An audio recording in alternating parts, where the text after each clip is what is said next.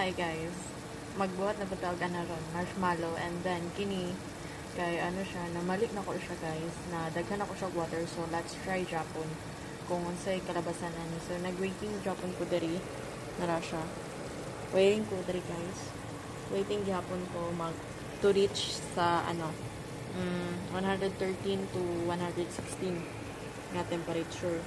So nadaghan siya na akong tubig, but still waiting eto na siyang i-push kung unsay kalabasan.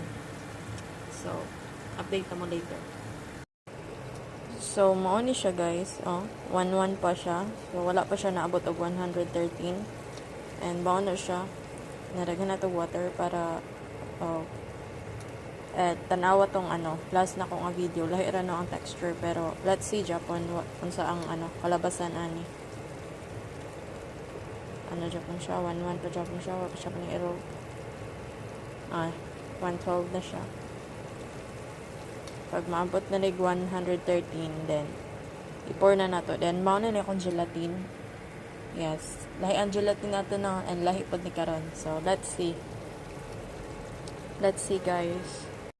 So na-reach na og 113. Ara 113. Pero ato na siyang palapas-lapason, mga 104. So now guys, let's put some what's it called this?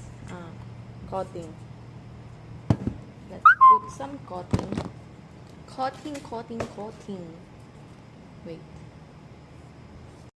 So nana ko diri guys, and then diri atong unahon.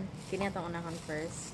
So need na to coating kay para dili siya magpilit diri sa sulod. So need na to siya coating.